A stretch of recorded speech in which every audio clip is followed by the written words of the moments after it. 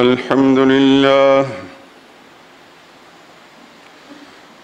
لله وحده والصلاة والسلام على من لا نبي بعده ولا رسول بعده ولا معصوم بعده. أما بعد فإن خير الحديث كتاب الله وخير الهدي هدي محمد صلى الله عليه وسلم وشر الأمور محدثاتها وكل محدثة بدعة وكل بدعة ضلالة وكل ضلالة في النار.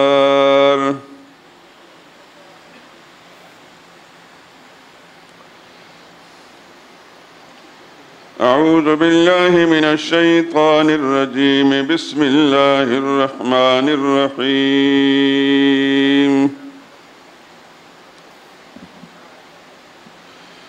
ولله غيب السماوات والأرض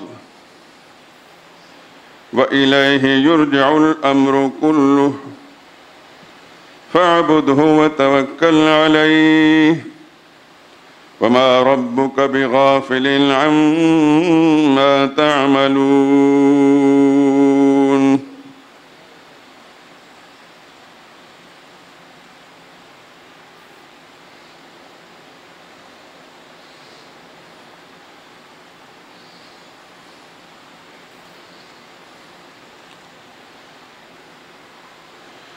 اور آسمانوں اور زمین کی چھپی ہوئی چیزوں کا علم صرف اللہ ہی کو ہے.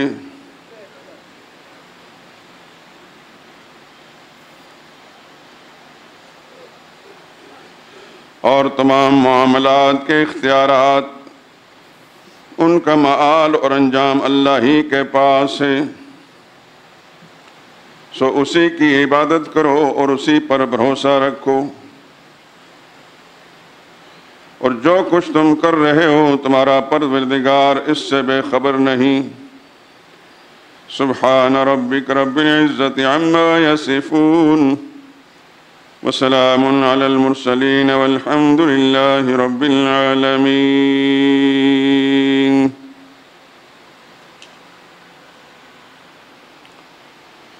درود پاک پڑھ لیں. اللهم صل على محمد وعلى آل محمد كما صليت على إبراهيم وعلى آل إبراهيم إنك حميد مجيد. اللهم بارك على محمد وعلى آل محمد كما باركت على إبراهيم وعلى آل إبراهيم إنك حميد مجيد.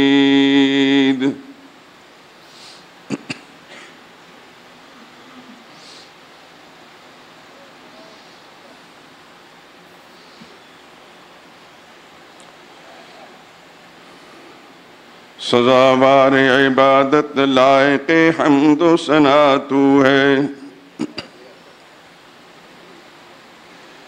سزاوار عبادت لائق حمد و ثنا تو ہے. نگہبان زمین و آسمان رب العلا تو ہے.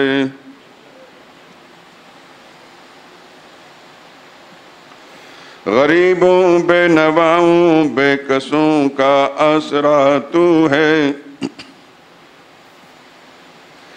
غریبوں بے نواؤں بے کسوں کا آسرا تو ہے. کوئی جس کا نہ ہو اس کا سہارا اے خدا تو ہے.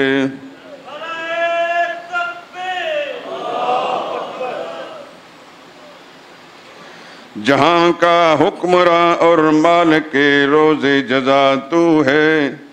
مددگار ضعیفاں دافع رنج و بلا تو ہے.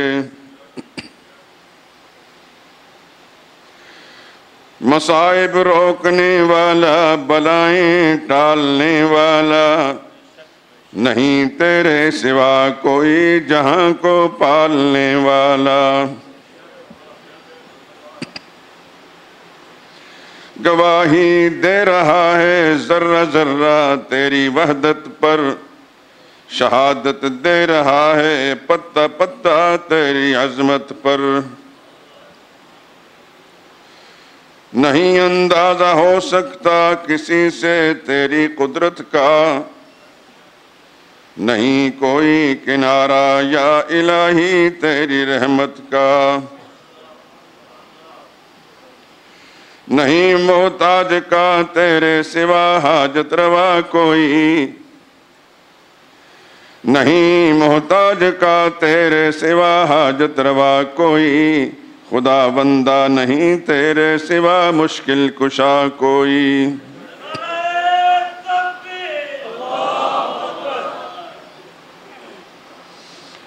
الہی بادئے توحید سے سرشار فرما دے، الہی بادئے توحید سے سرشار فرما دے، نفاق و شرک و بدعت سے مجھے بیزار فرما دے۔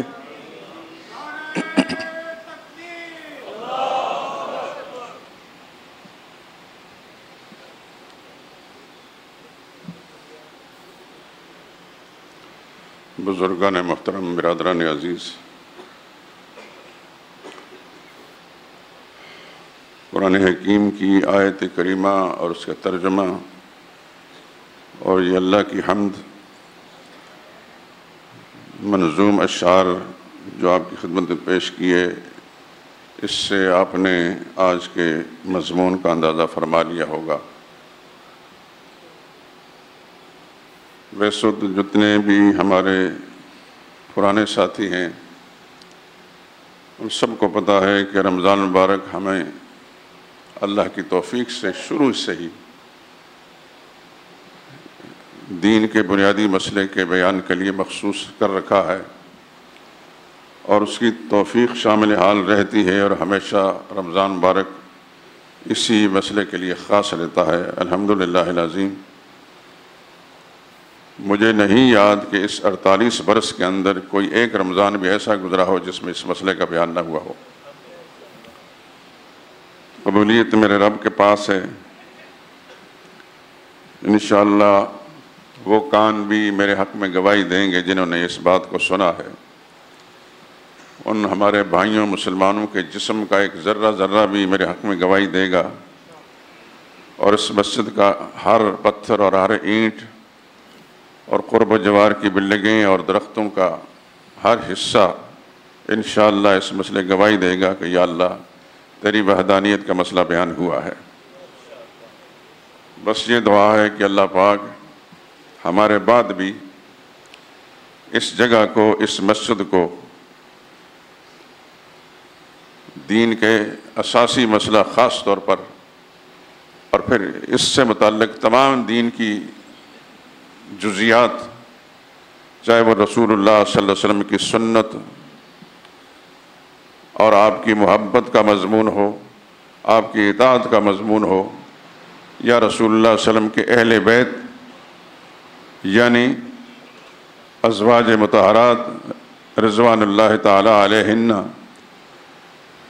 ان کے تقدس کا مضمون ہو، یا اصحاب رسول صلی اللہ علیہ وسلم کی عظمت کا بیان ہو،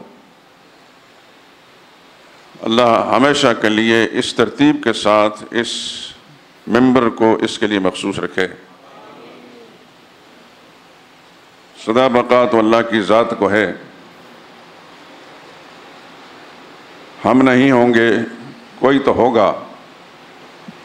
بس یہی ایک تمنا ہے کہ پروردگار عالم اس مسجد میں اور اس ممبر پر کوئی بودا مسئلہ، کوئی کمزور مسئلہ،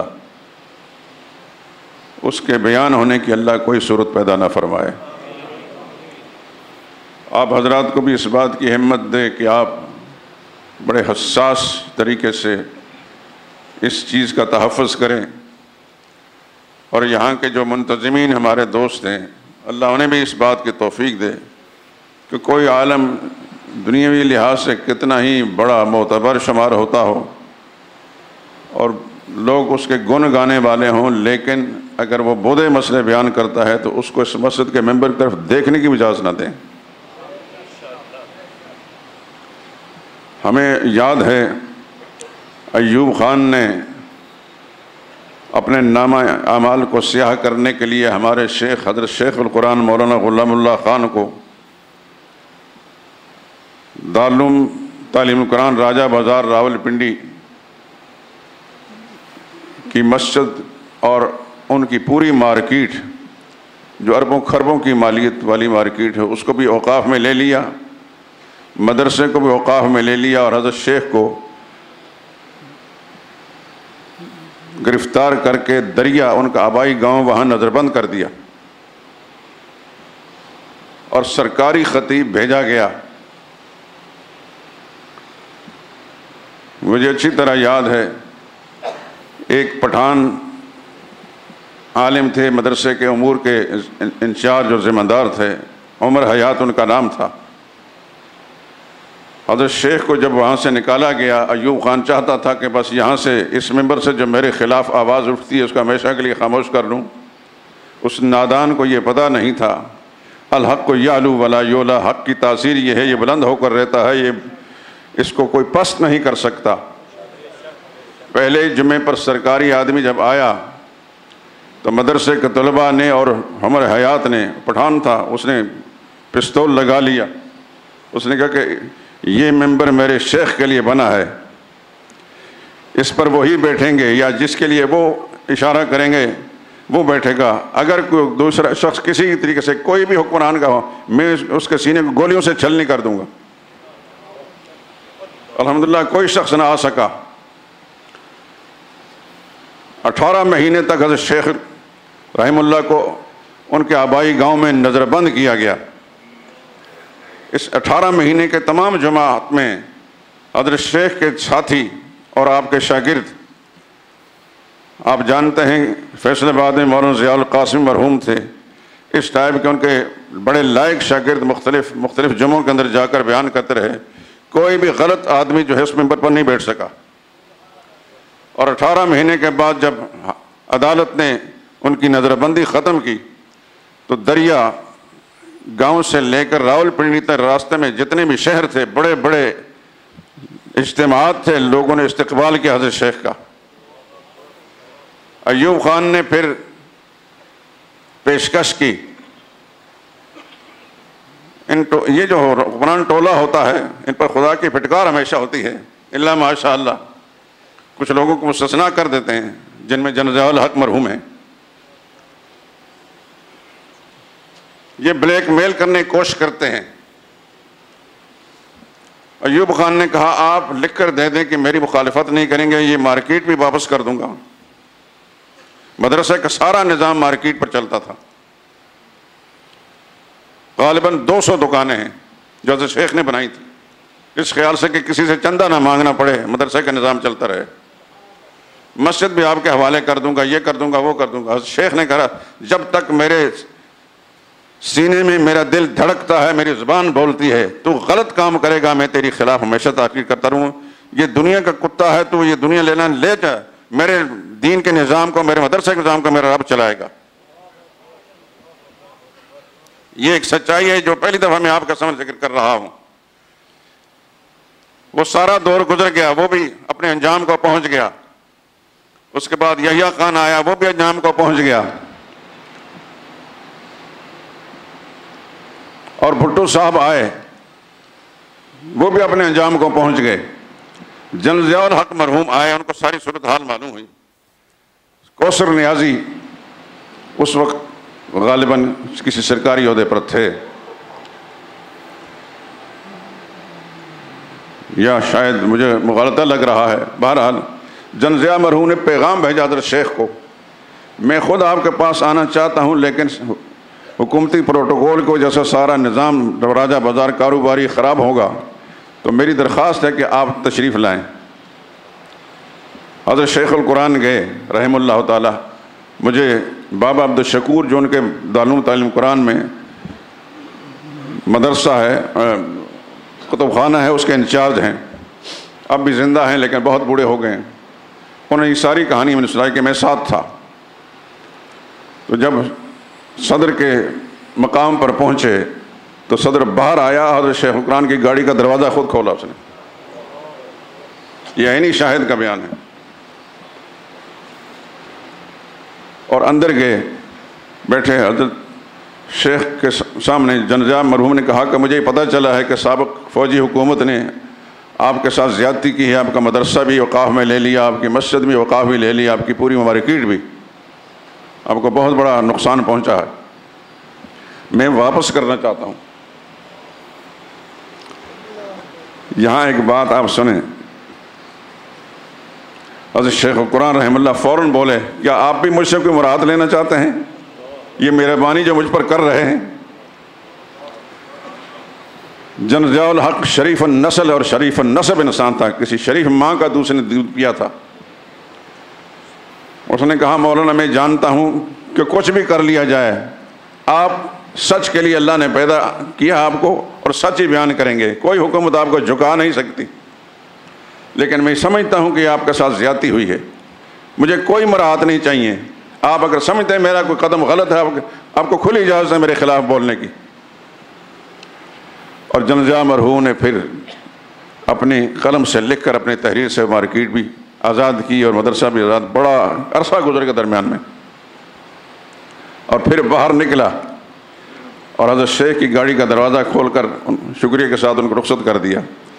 جنزیاء مرحوم کے پاس ایک آدمی تھا، سرکاری ملازم تھا، فوجی، اس نے ایک دفعہ پوچھا کہ حضرت میں صاحب جی میں دیکھتا ہوں کہ آپ کے پاس بڑے بڑے سیاسی لیڈر آتے ہیں، مفتی محمود صاحب آتے ہیں، نورانی صاحب آتے ہیں، فلاں آتے ہیں، فلاں آتے ہیں، آپ اپنی سیٹ سے نہیں اٹھتے، یہ ایک مولوی صاحب آتے ہیں، آپ اس کے لیے جا کر اس کی گاڑی کا دروازہ کھولتے ہیں، یہ کیا مسئلہ ہے؟ تو پہلے جب اس نے بات کی کہنے لگا تمہیں بات سمجھ میں نہیں آئے گی۔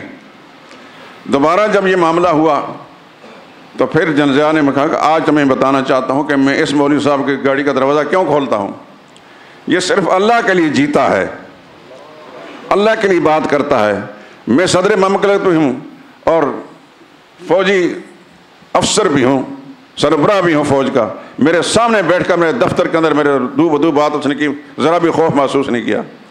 یہ ہے وہ چیز جس کی بنا پر مجھے اس شخص سے محبت ہے اور عقیدت ہے، اس لیے میں اس گاڑی کا دروازہ کھولتا ہوں۔ خیر ضمناً یہ بات میں نے کہہ دی۔ حضرت شیخ القرآن رحمہ اللہ دنیا سے چلے گئے ہیں، ان کا ممبر جس کام کے لیے مخصوص تھا آج بھی اسی کے لیے ہے۔ حضرت شیخ کی قدموں میں بیٹھ کر اللہ کا قرآن ہم نے پڑھا تھا، اور اس قرآن کے اثرات، اس کی برکات الحمدللہ العظیم جتنی اللہ نے مجھے صلاحیت اور توفیق بخشی ہے، آپ حضرات کا سنو پیغام سناتا رہا اور آج بھی ہوں، پتہ نہیں کہ اگلے جمعے تک ہوں گا کہ نہیں۔ اس لیے میں آپ حضرات سے درخواست کرتا ہوں، یہاں کا نمازی اللہ آپ کو لمبی زندگی صحت والی دے،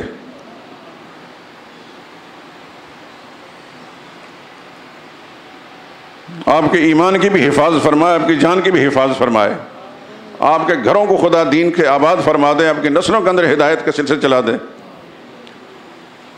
لیکن اگر آپ اس مسجد کے نمازی رہیں گے تو اس کے اندر کوئی غریب، کوئی کمزور مسئلہ بیان نہ ہونے دینا،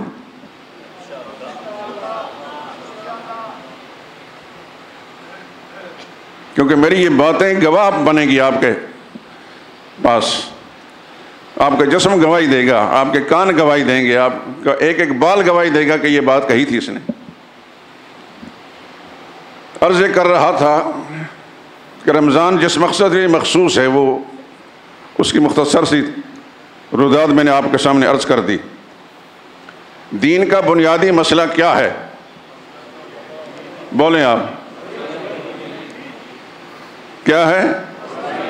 اللہ کی توحید، اللہ کو ایک جاننا، ایک ماننا، اپنی ذات میں، اپنی صفات میں، اپنے اختیارات میں اور اپنے حقوق میں۔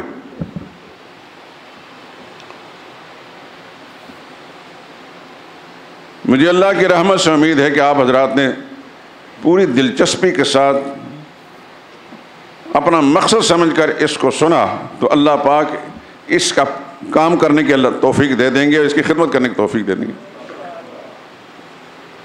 دین کا مسئلہ بیان کرنے کے لیے کوئی معروف معنی میں مولوی ہونا ضروری نہیں، کسی مسجد کا امام ہونا ضروری نہیں، دین کا فہم آ جائے جس کو خدا دے دے، پھر وہ ہر جگہ بہار ہو کے خزان لا الہ الا اللہ۔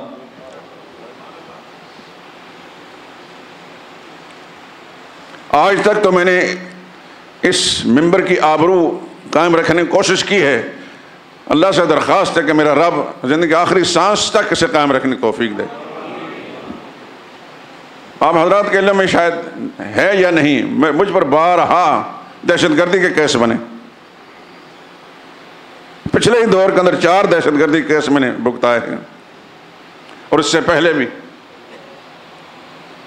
میری دہشت گردی یہ ہے، سچ کہتا ہوں،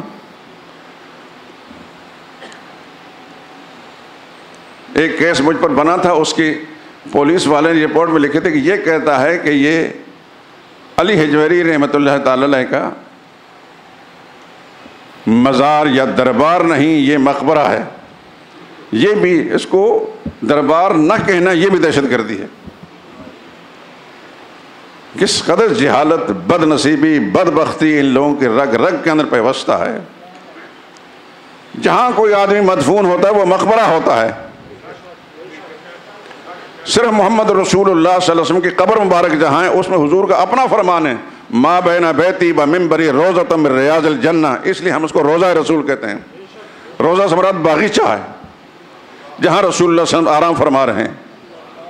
باقی دنیا میں کوئی بھی ہو، اس کی عظمت مسلم، اس کی بزرگی مسلم، لیکن جہاں وہ اس کی قبر ہے وہ مقبرہ ہے۔ کوئی جاہل آدمی اگر کہتا رہے تو اس کے کہنے سے کیا فرق پڑتا ہے؟ میرا فرض بنتا ہے کہ اپنے سامعین کو صحیح بات پہنچاؤں۔ کسی بھی مسلمان کی قبر جہاں بنتی ہے، کتنا بڑا کیوں نہ ہے وہ مقبرہ۔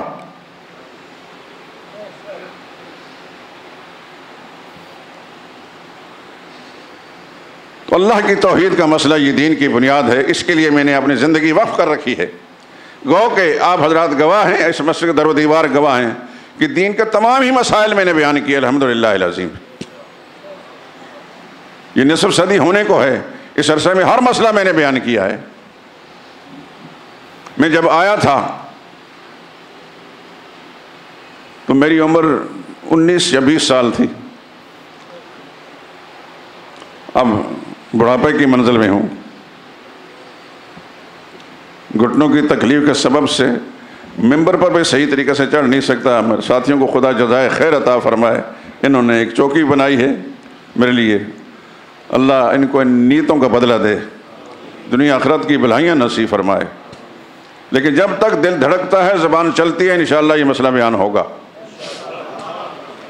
آپ نے پچھلے جمعے میں سنا تھا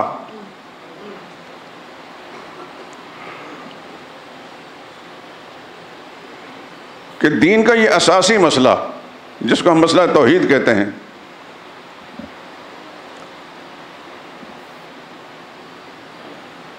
اس کی 2 بنیادیں ہیں،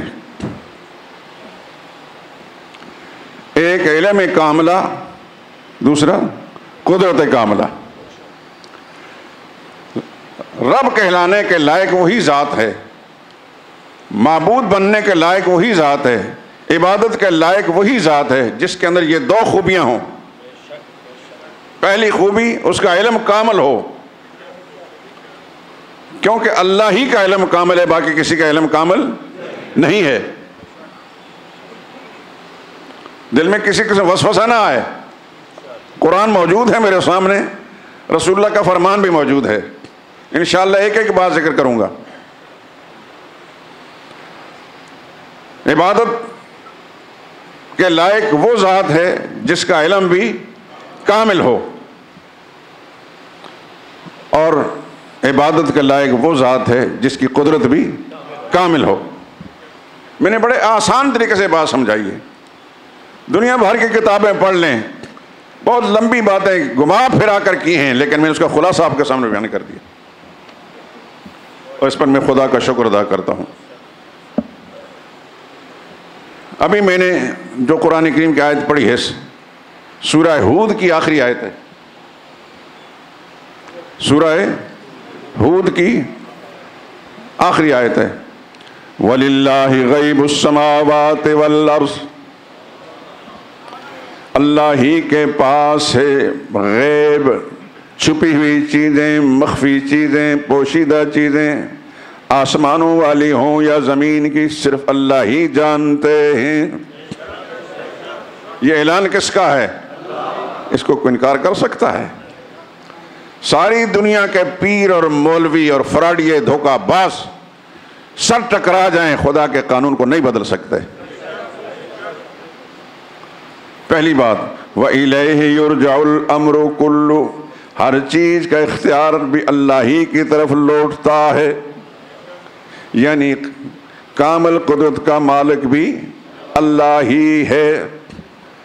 آسمان و زمین کی چھپی ہوئی اور پوشیدہ چیزوں کو جاننے والا بھی اللہ ہے، اور ہر چیز کا اختیارات بھی اللہ ہی کے پاس ہے۔ یہ دو باتیں فرمایا، فَاعْبُدْهُ، جب تمہیں پتہ چل گیا کامل علم والا بھی وہ ہے، کامل اختیار والا بھی وہ ہے، تو پھر عبادت کے لائق بھی وہی ہے۔ فَاعْبُدْهُ، اسی کی بندگی کرو، وَتَوَكَّلْ عَلَيْهِ، بھروسہ بھی اسی پر کرنا۔ بھروسے کے لائق بھی وہی ذات ہے، عبادت کے لائق بھی وہی ذات ہے۔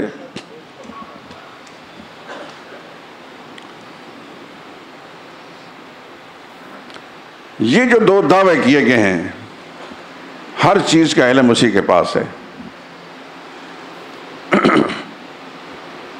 اللہ نے اپنی کتاب مقدس میں مختلف زاویوں سے، مختلف اسلوبوں سے اس مسئلے کو بیان کیا کہ اللہ کے سوا سب کچھ جاننے والا کوئی نہیں ہے۔ سورہ انعام کون سے پارے میں ہے یہ؟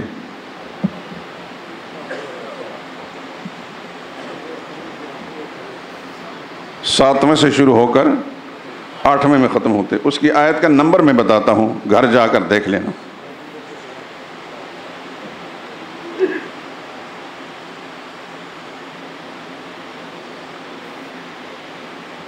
آیت نمبر 50، 7واں پارہ ہے، سورہ انعام ہے، اور آیت کا نمبر 50 یاد رکھیں گے نا؟ خالق کائنات نے اپنے حبیب حضرت محمد مصطفیٰ صلی اللہ علیہ وسلم کو فرمایا، قل، میرے نبی آپ اعلان کر دیں، قل لا اقول لکم عندی خزائن اللہ، میرے حبیب اعلان کر دیں کیا؟ لا اقول لکم، لوگوں میں تمہیں یہ نہیں کہتا، عندی خزائن اللہ، کہ میرے پاس اللہ کے خزانے ہیں۔ میں تمہیں یہ نہیں کہتا کہ میرے پاس اللہ کے خزائن ہیں، کیونکہ قرآن دوسرے مقام وَلِلَّهِ خَزَائِنُ السَّمَاوَاتِ وَالْأَرْضِ، آسمان اور زمینوں کے سارے خزانے کس کے پاس ہیں؟ اللہ ہی کے پاس ہیں۔ تو نبی سے اعلان کروایا، قُلْ لَا أَقُولُ لَكُمْ، میں نہیں کہتا تمہیں، عندی خزائن اللہ، کہ میرے پاس اللہ کے خزانے ہیں، میں خزانوں کا مالک نہیں، خزانوں کا مالک کون ہے؟ صرف اللہ ہی ہے۔ ایک بات۔ دوسری، وَلَا أَعْلَمُ الْغَيْبِ، وَلَا أَعْلَمُ الْغَيْبِ، اور میں غیب نہیں جانتا۔ کہاں یہ آیت کہاں ہے؟ سورہ انعام کی آیت نمبر 50۔ پہلے اعلان کیا کہ میرے پاس خزانے نہیں، اختیارات کا مالک میں نہیں ہوں۔ وَلَا أَعْلَمُ الْغَيْبِ، اور میں غیب بھی نہیں جانتا۔ اب سورہ ہود کی آخرت، وَلِلَّهِ غَيْبُ السَّمَاوَاتِ وَالْأَرْضِ، آسمان و زمینوں کے غیب اللہ ہی کے پاس ہیں، میں نہیں کہتا کہ میں غیب جانتا ہوں۔ کتنی باتیں ہو گئیں؟ 2۔ میرے پاس اللہ کے خزانے نہیں، ایک بات۔ میں غیب نہیں جانتا. دوسری بات ولا اقول لکم انی ملک. تیسری بات اور میں یہ بھی نہیں کہتا کہ میں فرشتہ ہوں. کچھ سمجھ آئی بات؟ اللہ سمجھ دے, اللہ سمجھنے کی توفیق دے. اللہ قرآن کریم کی محبت بھی نصیب فرمائے, اس کا فہم بھی نصیب فرمائے اور اس کی خدمت بھی نصیب فرمائے. تیسری بات کہ ولا اقول لکم انی ملک, میں نہیں کہتا کہ میں فرشتہ ہوں. فرشتوں کو اللہ نے کس چیز سے بنایا ہے؟ بولیں. نور سے. انسان کو خاک سے پیدا کیا, جنات کو آگ سے پیدا کیا اور ملائکہ اکرام کو نور سے. تینوں باتیں اللہ کے پاک پیغمبر صلی اللہ علیہ وسلم نے ارشاد فرما دی. میں نہیں کہتا کہ میرے پاس خزانے ہیں, میں خزانوں کا مالک نہیں, خزانوں کا مالک اللہ ہے. ولا عالم الغیب, میں غیب نہیں جانتا کہ غیب جاننے والا بھی اللہ ہے. قرآن کریم میں اتنی مرتبہ اس مسئلے کو بیان فرمایا ہے کہ انسان حیران رہتا ہے. 20ویں پارے کی شروع کی صورت سورہ نمل, اس کی آیت کا نمبر میں بتا دیتا ہوں تاکہ آپ حضرات گھر جا کر اس پہ غور کر لیں.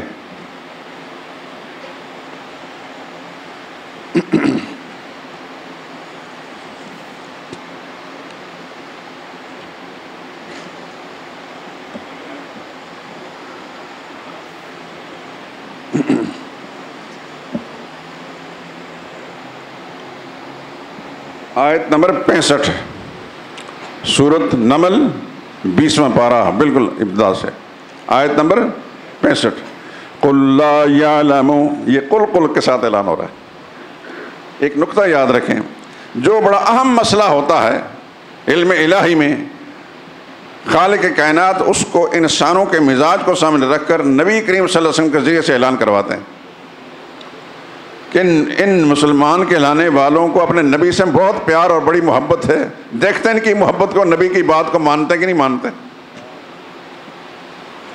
قل لا یعلم من فی السماوات والارض, میرے حبیب اعلان کر نہیں جانتے جتنے بھی آسمانوں والے ہیں, جتنے بھی زمین والے ہیں, کیا نہیں جانتے؟ الغیب, غیب نہیں جانتے. کون جانتا ہے؟ الا اللہ, اللہ ہی جانتا ہے. میں کس سے نہیں سناتا میرے دوست, اللہ کا قرآن سناتا ہوں. دعا کرتا ہوں کہ خدا مجھے بھی اور آپ کو بھی اس کا فہم اور اس پر عمل نصیب فرمائے. اللہ ہماری نسلوں کے اندر ہدایت جاری ساری رکھ دے. اب اس آیت کو پھر دیکھتے ہیں, سورہ انعام کی. ولا عالم الغیب, میں نہیں کہتا کہ میرے پاس خزانے ہیں, میں غیب نہیں جانتا, نہ یہ کہتا ہوں کہ میں فرشتہ ہوں. فرشتے نور سے بنے ہوتے ہیں. رسول اللہ صلی اللہ علیہ وسلم اعلان فرمائے میں نوری نہیں ہوں. میرے پاس خزانے نہیں, میں خزانوں کا مالک بھی نہیں, میں غیب بھی نہیں جانتا, میں نور سے بنا ہوا بھی نہیں. تو پھر کس سے بنے ہوئے ہیں؟ وہ بھی قرآن کہتا ہے. سورہ کہف کی آخری آیت,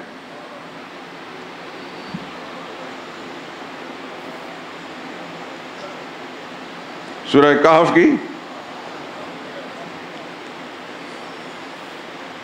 قل انما, یہاں میں قل سے قل انما انا بشر مثلکم, قل انما انا بشر مثلکم. میرے حبیب آپ اس بات کا بھی اعلان کر دیں, لوگ آپ کے ساتھ پیار کرتے ہیں, دیکھتے ہیں کہ مانتے ہیں کہ نہیں مانتے. ان کے پیار کا, محبت کا امتحان ہے. قل کہہ دیں انما, یہی بات ہے, دوسری بات نہیں. انا بشر مثلکم, میں ایک انسان ہوں، تمہاری طرح کا انسان ہوں۔ فرق میرے اور تمہارے درمیان یہ یوحا الیہ، مجھ پر اللہ کی وحی آتی ہے، تم پر اللہ کی وحی نہیں آتی۔ تم امتی لوگوں میں خدا کا پیغمبر ہوں، لیکن انسان ہونے کے اعتبار سے تم بھی انسان ہو، میں بھی انسان ہوں۔ بات سمجھ میں آئی کہ نہیں آئی؟ میری درخواست پھر کرتا ہوں، قرآن کو کچھ ٹائم دیں، قرآن کو ٹائم دیں، اپنے 24 گھنٹوں کی زندگی کو ایسا تقسیم کریں، کچھ کھانے کے لیے ہوگا، کچھ نیند کے لیے ہوگا، کچھ کاروبار کرنے کے لیے ہوگا، کچھ ٹائم اللہ کے قرآن کو بھی دیں۔ اور اگر اللہ توفیق دے، میں دعا کرتا ہوں خدا توفیق دے، صبح کی اذان سے پہلے اٹھ کر جتنے بھی سجدے کرنے کے خدا توفیق دیتا ہے، اللہ دے آپ کو، سجدہ ریز ہو کر پھر قرآن کریم کی تلاوت کریں۔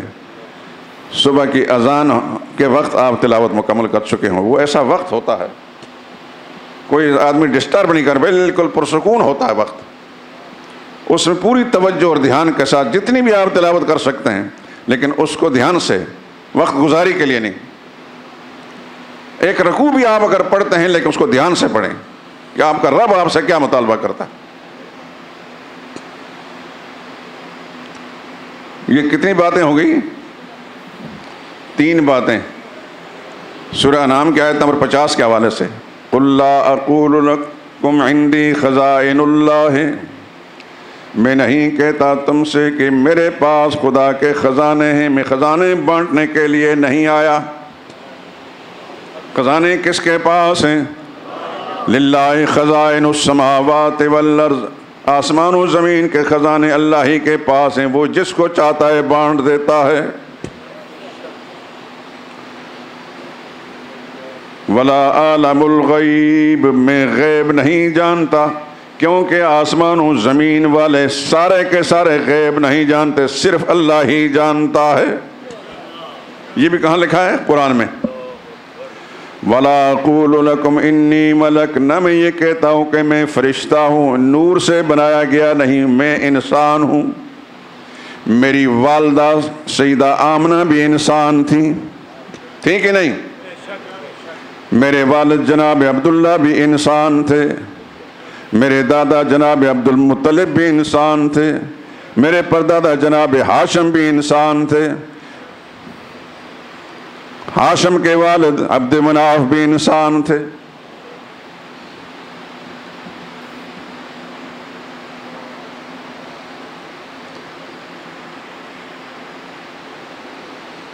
نبی کریم صلی اللہ علیہ وسلم نے مختلف اوقات کے اندر اپنے بارے میں فرمایا، مثلا ایک موقع فرمایا انا اغیر بنی آدم، میں بنی آدم اولاد آدم میں سب سے بڑا غیرت مند ہوں۔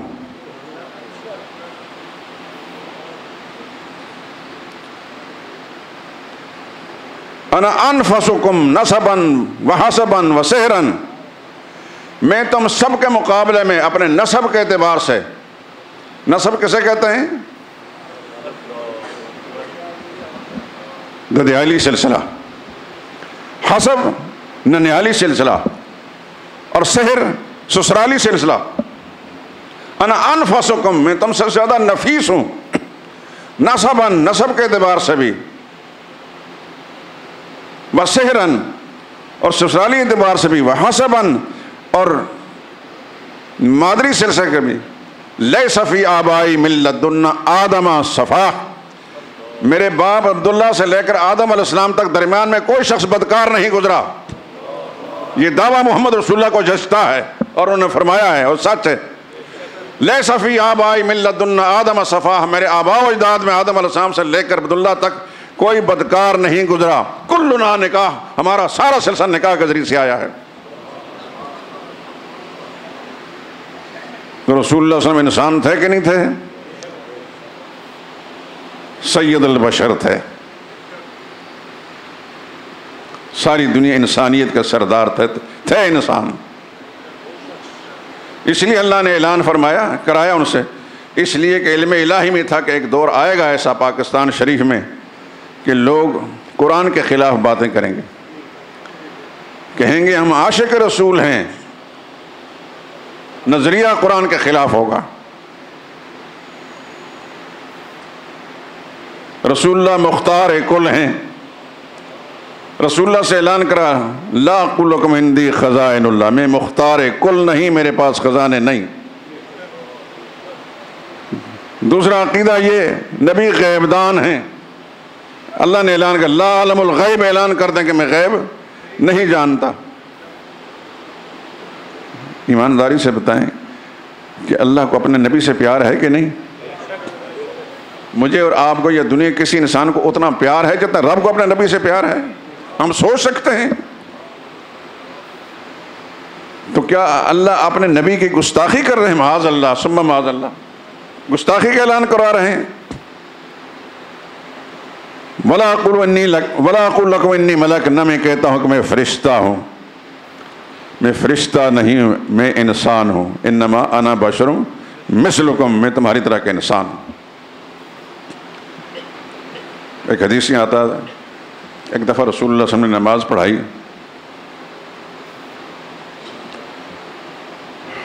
4 رکعتوں کو بجائے 3 رکعتیں پڑھائیں، نسیان طاری ہو گیا، بھول گئے۔ اب صحابہ اکرام ہمارے لوگوں کی طرح تو نہیں فٹافٹ بولنا شروع کر دیا، ہر آدمی یہ ہو گیا، وہ ہو گیا، وہ ہو گیا، وہ ہو گیا، بہت کم بولتے تھے صحابہ۔ ایک صحابی نے ہمت کر کے یہ عرض کیا یا رسول اللہ اقصرت الصلاۃ ام نسیت، یا رسول اللہ نماز میں کمی کا حکم آ گیا یا آپ پر نسیان طاری ہو گیا؟ حضور نے فرمایا کل ذالک لم یکن، کوئی بات نہیں، نہ کمی کا حکم ہے نہ نسیان طاری ہو۔ یعنی پورے وثوق سے حضور سمجھتا کہ میں 4 رکعتیں پڑھ چکا ہوں۔ تو پھر عرض کیا یا رسول اللہ، پھر آپ نے 3 رکعتیں پڑھائی، آپ نے 3 رکعتیں پڑھائی ہیں۔ تو آپ نے ارشاد فرمایا سن لیں اور دل کی تختی پر لکھ لیں اور ہمیشہ اس کو اپنا عقیدہ بنا لیں۔ فرمایا انما انا بشر مثلکم، میں بھی تمہاری طرح کا انسان ہوں، انسا کما تنسون، میں بھی بھول جاتا ہوں جیسے تم کبھی بھول جاتے ہو۔ فیضا نسیت، اگر ایسا نسیان طاری ہو جائے نماز میں، فذکرونی، مجھے یاد کرا دیا کریں۔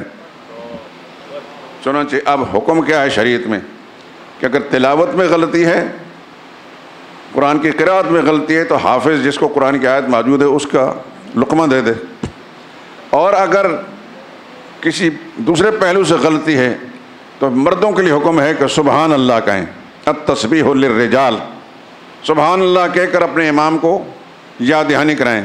عورتیں اگر مجمع کے اندر موجود ہیں تو عورتیں اس طرح ایک ہاتھ کی پشت پر دوسرے ہاتھ کو ماریں، اس کو کہتے ہیں تصفیق۔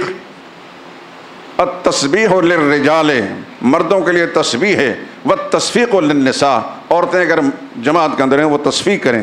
عورتیں بولیں گی نہیں، عورتیں بولیں گی نہیں۔ نماز جیسی اہم عبادت کے اندر بھی عورت کو اپنی آواز غیر محرم مردوں کے کانوں تک پہنچانے کی اجازت نہیں، تصفیق کرے گی۔ اذان جیسا مقدس کلام جو ہے وہ عورت کو پڑھنے کی اجازت نہیں ہے، تو گانے کی اجازت ہے۔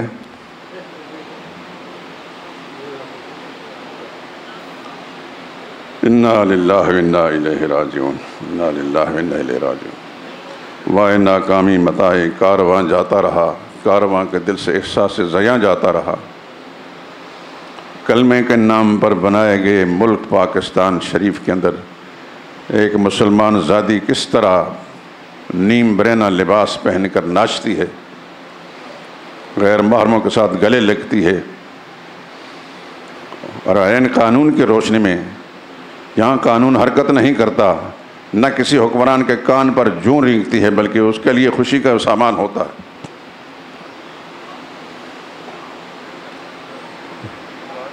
خدا کی طرف سے یہ بہت بڑا امتحان ہے ہمارا میرے دوستوں، اور جب یہ نافرمانیاں بڑھ جاتی ہیں تب خدا کا عذاب بھی آتا ہے۔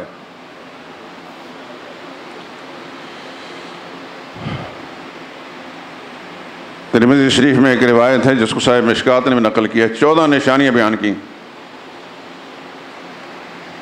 آخر میں فَارْتَقِبُوا عِنْدَ ذَلِكَ رِيحًا حَمْرَاءَ، جب یہ چیزیں لوگوں کے اندر عام ہو جائیں گی تو پھر سرخ آندیاں چلیں گی۔ وخسفن زمین پھٹے گی، زمین میں دھنسیں گے لوگ، ومسخن لوگوں کی شکلیں بگڑیں گی، وآیات تتابع کا نظام قطع سلطہ فتتابع، پے در پے پھر اللہ کے عذاب کی ایسی نشانی آتے جائیں جیسا کہ ایک ہار کا دھاگا ٹوٹتا ہے تو اس کا پے در پے زمین پر دانے گرتے ہیں اور پھر مسلسل آتے ہیں، اس طرح خدا کا عذاب آئے گا۔ میرے دوستوں، رمضان کا مہینہ خدا نے عطا فرمایا، ہر وقت ہر مسلمان کو سچے دل سے توبہ کرنی چاہیے۔ ہر انسان یہ سمجھے شاید میں ہی سب سے بڑا گنہگار ہوں، میرے ہی گناہوں کے سبب سے آفات آ رہی ہیں، مت سمجھے کہ میں نیک ہوں اور دوسرا گنہگار ہے۔ سب سے پہلے میں اپنی بات کو پیش کرتا ہوں، میں اللہ کا شکر ادا کرتا ہوں کہ مجھے زندگی کسی سانس، کسی لمحے کے اندر بھی اپنے نیک ہونے کا احساس نہیں ہوا، یہ غلط فہمی پیدا نہیں ہوئی۔ مجھے اپنے کم تری کا احساس پہلے بھی تھا اور اب بھی ہے۔ آپ سے بھی درخواست ہے کہ میرے لیے دعا کریں کہ اللہ تعالیٰ میری ایمان کی سلامتی اور بقا کا نظام کر دیں، کہ میرے ایمان کے اندر کوئی خلل اور گڑبڑ نہ پڑا۔ اور میں آپ کے لیے دعا گواہ ہوں، خدا آپ کے ایمان کی بھی حفاظت فرمائے، آپ کی جان کی بھی حفاظت فرمائے۔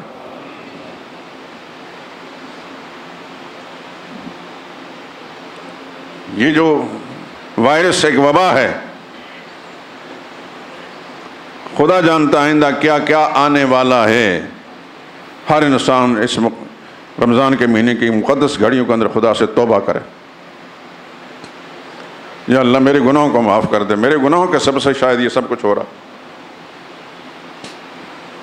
پورے ملک کے مسلمانوں کے لیے دعا کریں، یا اللہ سب کو خیر اور ہدایت کی طرف متوجہ کر دے۔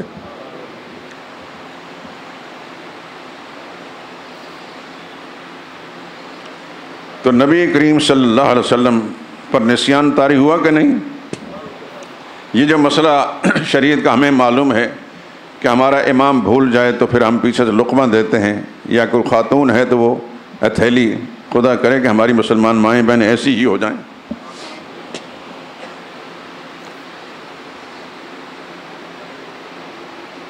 یہ جو مسئلے اب ہیں، یہ اگر رسول اللہ صلی اللہ علیہ وسلم نے بیان نہ فرمائے ہوتے تو ہمیں کیسے معلوم ہوتا؟ اور حضور نے فرمایا انما انا بشر مثلکم، میں بھی تمہاری طرح کا انسان ہوں، انسا، میں بھول جاتا ہوں کما تنسون، جیسے تم بھول جاتے ہو۔ فضا نسیت، جب بھول جایا کروں، فذکرونی، مجھے یاد دلایا کرو۔ ہمارے فقہائے کرام نے باقاعدہ پھر ابواب مقرر کیے فقہی کتابوں کے اندر کہ کس موقع پر بھولنے کا کیا حل ہے۔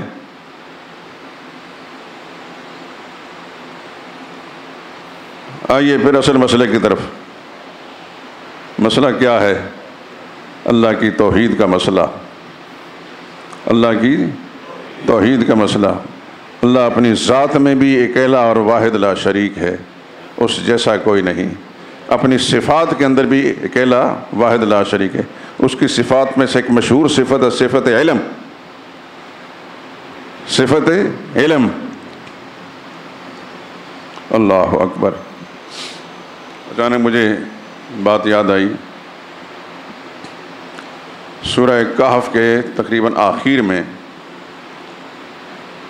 موسیٰ علیہ السلام کے بارے میں، اذ قال موسیٰ لفتاہ اللہ ابرح حتی ابلغ مجمع البحرین او امضی حقبہ۔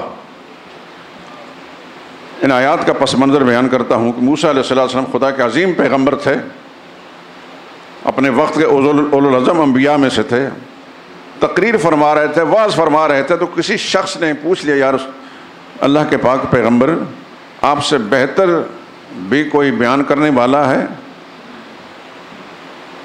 تو سیدنا موسیٰ علیہ السلام نے سوچ کر جو فرمایا درست فرمایا کہ نبی کی موجودگی میں دوسرا آدمی کون بہتر ہو سکتا ہے، اور کوئی نبی اس وقت تھا نہیں، کہ مجھے نہیں معلوم۔ اللہ نے فرمایا کہ نہیں، آپ کو یہ کہہ دینا چاہیے تھا کہ اللہ ہی جانتا ہے۔ اچھا پھر آپ جائیں، جہاں دو دریا ملیں گے وہاں میرا بندہ ایک ملے گا۔ توجہ سے سننا بات۔ اذ قال موسیٰ لفتاہ لا ابرح حتی ابلغ مجمع البحرین او امضی حقبہ۔ موسیٰ علیہ السلام نے اپنے خادم سے فرمایا میرے ساتھ چلو، میں چلتا جاؤں گا جہاں دو دریا ملتے ہیں۔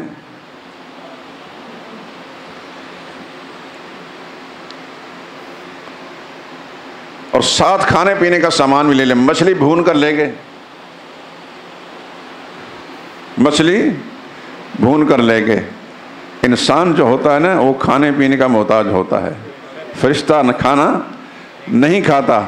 حضرت ابراہیم کے گھر میں علیہ الصلوۃ والسلام 2 فرشتے آئے تھے انسانی شکل میں. ابراہیم علیہ السلام نے ان کے لیے کھانا تیار کیا تو انہوں نے کھانا کھایا تھا؟ اچھی طرح یاد ہے نا. حضرت ابراہیم علیہ السلام پریشان ہو گئے کہ یہ آدمی کون ہے, یہ کھانا نہیں کھا رہے. کہنے لگے ہم قوم لوط کو تباہ کرنے کے لیے آئے ہیں, ہم کھانا نہیں کھاتے, خدا کا فرشتے ہیں. فرشتہ انسانی شکل میں بھی آئے, کھانا نہیں کھاتا, اور جو کھانا کھاتا ہے وہ فرشتہ نہیں ہوتا, وہ انسان ہوتا ہے. ابراہیم علیہ السلام گھر آئے تھے صرف بیٹے کی خوشخبری دینے کے لیے, حضرت اسحاق کی خوشخبری دینے کے لیے کہ آپ کے ہاں خدا بیٹا پیدا کرے گا.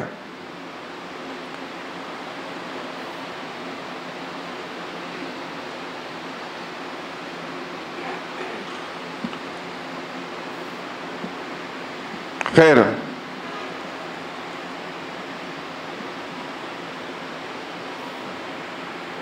سیدنا موسیٰ علیہ الصلوۃ والسلام وہاں جب پہنچے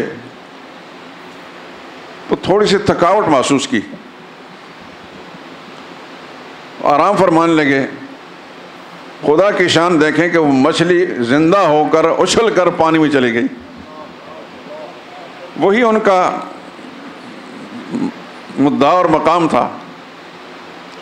وہاں سے جب آگے چلنے لگے تو تھک گئے, واپس آئے, وہاں پہنچے.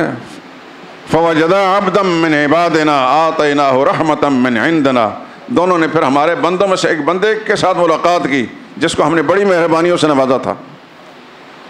قال له موسیٰ هل اتبعک علی ان تعلمنی مما علمت رشدا, حضرت موسیٰ نے فرمایا کہ اللہ کے بندے, میں آپ کے پاس کچھ وقت رہنا چاہتا ہوں, آپ اپنے معلومات میں سے, اپنے علم میں سے مجھے کچھ سکھائیں گے؟ تو وہ بندہ کون تھا؟ مفسرین نے لکھا ہے, قرآن میں اس کا نام نہیں, اس کا نام خضر تھا, اس کا نام خضر تھا. یہ حضرت خضر جو ہے ان کے بارے میں بعض لوگوں نے لکھا کہ یہ خدا کے نبی تھے, لیکن یہ بعض زیادہ ثقہ نہیں ہے. خیر, اس بات میں الجھنے کی ضرورت نہیں. تو انہوں نے فرمایا انک لن تستطیع معی صبرا, اے موسیٰ آپ میرے ساتھ صبر نہیں کر سکیں گے. انہیں بھی پتہ تھا کہ موسیٰ پیغمبر جو ہیں بڑے جذباتی اور جلالی ہیں, ذرا سی شریعت کے خلاف کوئی بات دیکھتے ہیں تو برداشت نہیں کرتے, اور میرے کاموں میں سے کچھ کام ایسے ہیں جو بظاہر شریعت کے خلاف ہوں گے, حقیقتاً شریعت کے خلاف نہیں ہوں گے. یہی چیز اللہ تعالیٰ موسیٰ علیہ السلام کو سمجھانا چاہتے تھے. موسیٰ علیہ السلام نے انہیں فرمایا اللہ نے چاہا تو میں ستجدنی انشاءاللہ صابرا ولا اعصی لک امرا, میں آپ کے پاس صبر کروں گا, نافرمانی نہیں کروں گا. فانطلقا, چل پڑے. حتی اذا رکبا فی السفینہ, سمندری سفر تھا, کشتی میں سوار ہوئے. کشتی میں سوار ہوتا ہی حضرت موسیٰ علیہ السلام نے نا حضرت خضر نے کشتی کا ایک تختہ توڑ دیا. آپ تو کشتی کے نیچے کا تختہ جو توڑ دیا جائے تو پانی اندر آنے کا احتمال ہے, پر کشتی ڈوبنے کا خطرہ ہے. تو موسیٰ علیہ السلام نے یہ غلط کام جو دیکھا تو فوراً بول پڑے اخرقتھا لتغرق اہلھا, اے اللہ کے بندے آپ نے یہ کشتی توڑ دی, کیا ہے سب لوگوں کو غرق کرنا چاہتے ہیں؟ لقد جئت شیئا امرا, یہ بڑی عجیب بات ہے. تو حضرت خضر نے فرمایا میں نے تو پہلے کہہ دیا تھا کہ آپ میرے ساتھ صبر نہیں کر سکیں گے. حضرت موسیٰ علیہ السلام نے فرمایا اچھا ایک موقع اور دے دیں, ان سال تو کان شیئا بعدہا, اس کے بعد اگر میں نے سوال کیا فلا تو صاحبنی, پھر مجھے اپنے ساتھ نہ رکھنا. قد بلغت من لدنی عذرا. فانطلقا, پھر چل پڑے. حتی اذا لقیا غلاما فقتلہ, آگے چند بچے کھیل رہے تھے, ایک بڑا خوبصورت سے بچہ تھا, حضرت خضر نے پکڑ کر قتل کر دیا, مار دیا. یہ پہلے سے زیادہ بڑا گناہ نظر آیا. اقتلت نفسا زکیۃ بغیر نفس لقد جئت شیئا نکرا, حضرت موسیٰ نے فرمایا ایک بے گناہ بچے کو آپ نے قتل کیا, یہ تو بہت بڑا جرم کیا آپ نے. تو حضرت خضر نے فرمایا ھذا فراق بینی و بینک،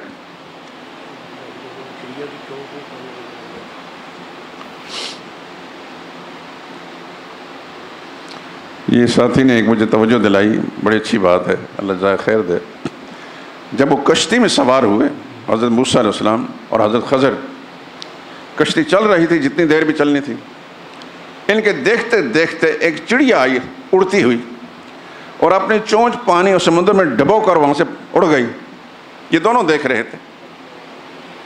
تو حضرت خضر نے فرمایا کہ اے موسیٰ، آپ میرے پاس کچھ علم سیکھنے آئے نا جو آپ کے پاس نہیں ہے، تو سن لیں، میرا اور آپ کا علم، دونوں کا علم مل کر بھی اللہ کے علم کے مقابلے میں وہ حیثیت نہیں رکھتا جتنی اس چڑیا کی چونچ کے اندر پانی کا جو معمولی قطرہ اس بڑے سمندر کے مقابلے میں جو اس کی حیثیت ہو سکتی ہے، وہی میرے اور آپ کے علم کی اللہ کے علم کے مقابلے حیثیت ہو سکتی ہے۔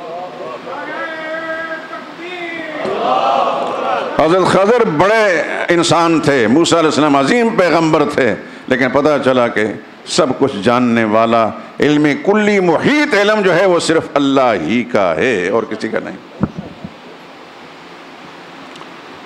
خیر وہ سارا قصہ نہیں بیان کرتے، اس کے لیے بات بیان کرنی تھی، وہ آپ کے سامنے ذکر کر دیا۔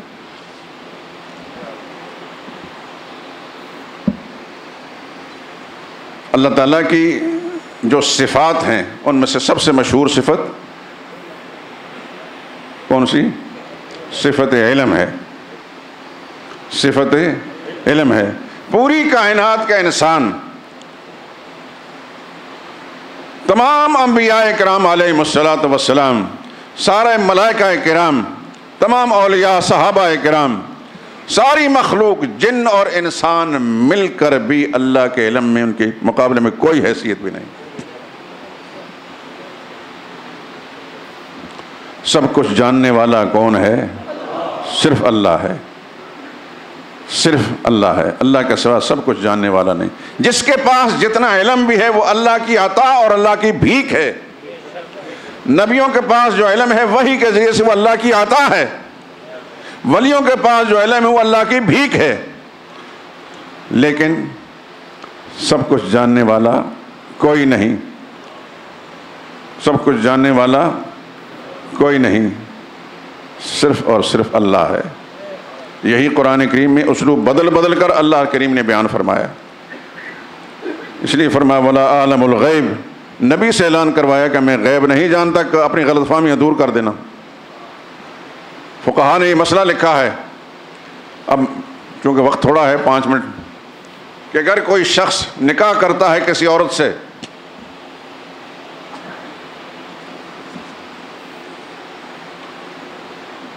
اور گواہ نہیں بناتا کسی انسان کو، کہتے میں خدا اور رسول کو گواہ بنا کر نکاح کرتا ہوں، بات سمجھ میں آ رہی نا؟ میں خدا اور رسول کو گواہ بنا کر شادی کر رہا ہوں۔ آپ کو پتہ ہے نا کہ شادی کرنے کے لیے گواہوں کا ہونا ضروری ہے۔ گواہ لا یجوز النکاح الا بحضور الشاہدین، نکاح جائز نہیں جب تک 2 گواہ نہ ہوں۔ کوئی شخص کہتا ہے میں کسی انسان کو گواہ نہیں بناؤں گا، بس اللہ اور رسول کو گواہ بناؤں، پہلی بات تو یہ وہ نکاح ہوگا ہی نہیں۔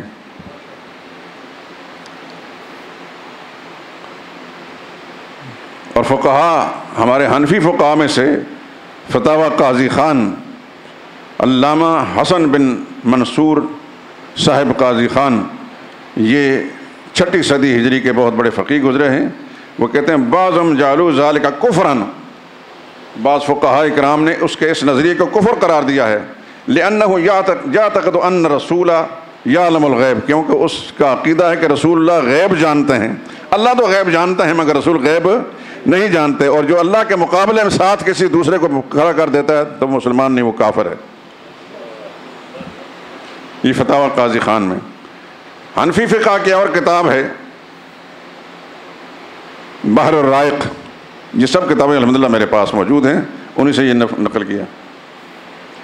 علامہ زین الدین ابن نجیم مصری، یہ 10ویں صدی ہجری کے 970 ہجری میں ان کا انتقال ہوا، لکھتے ہیں لو تزوج بشہادۃ اللہ و رسولہ، کس شخص نے نکاح کیا کہ میں اللہ کو گواہ بناتا ہوں، اللہ کے رسول کو گواہ بناتا ہوں، لا ينعقد النکاح، نکاح اس کا واقع نہیں ہوگا، وَيَكْفُرُ اور وہ کافر ہو جائے گا لِاعْتِقَادِهِ أَنَّهُ صلی اللہ علیہ وسلم يَعْلَمُ الْغَيْبَ کیونکہ اس کا عقیدہ ہے کہ رسول اللہ غیب جانتے ہیں۔ یہ مسئلہ اب کا نہیں میرے دوستو،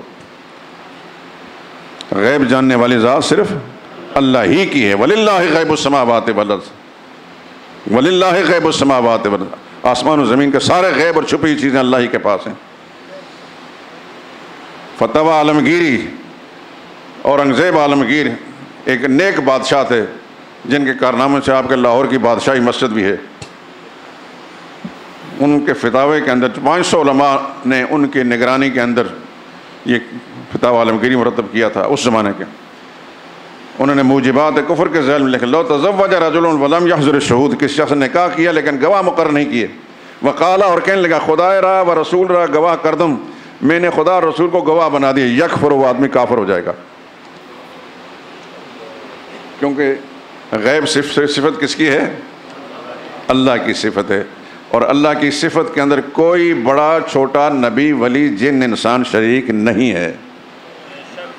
اللہ خالق ہے، یہ خالق کی صفت ہے، باقی ساری مخلوق ہے، اور مخلوق کی صفتوں میں نبیوں کے پاس سب سے زیادہ اونچی صفات ہیں، لیکن اللہ کی صفات کے مقابلے میں ان کی وہ صفات نہیں۔ بہت سارے حوالے ہیں لیکن میں ایک بات نقل کرتا ہوں۔ ملا علی قاری بہت بڑے مشہور انسان گزرے ہیں 10ویں صدی ہجری کے، ہرات کے رہنے والے تھے افغانستان کے، پھر مکہ معظمہ میں رہے اور وہیں رہے، بہت بڑے انسان تھے۔ انہوں نے کتاب لکھی شرح فقہ اکبر، وہ لکھتے ہیں اعلم ان الانبیاء علیہم السلام لم یعلم المغیبات، یہ جان لو کہ تمام انبیاء کرام علیہ السلام غیب نہیں جانتے تھے، من الاشیاء کوئی چیز بھی، الا عالمہم اللہ وہی جانتا تھے جو اللہ نے ان کو سکھایا تھا۔ وذکر الحنفیہ اور حنفی فقہا نے ذکر کیا ہے تصریحا بالتکفیر، واضح طور پر لکھا کہ وہ شخص کافر ہے بے اعتقاد ان نبی صلی اللہ علیہ وسلم یعلم الغیب، کہ اس کا عقیدہ یہ ہے کہ رسول اللہ صلی اللہ علیہ وسلم غیب جانتے ہیں۔ تمام حنفی فقہا اس کو صاف ان کو کفر کا فتویٰ دیتے ہیں، لمعارضۃ قولہ کیونکہ اس نے یہ عقیدہ قرآن کے خلاف قائم کیا، قل لا یعلم من فی السماوات والارض الغیب الا اللہ، اعلان کر دو کہ نہیں جانتے نہ آسمانوں والے نہ زمین والے خدا کے سوا غیب نہیں جانتے، اللہ ہی جانتے ہیں۔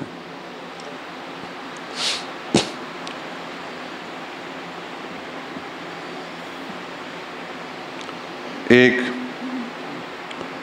واقعہ حدیث میں ہے، غزوہ تبوک کے سفر میں رسول اللہ صلی اللہ علیہ وسلم کی اونٹنی گم ہو گئی۔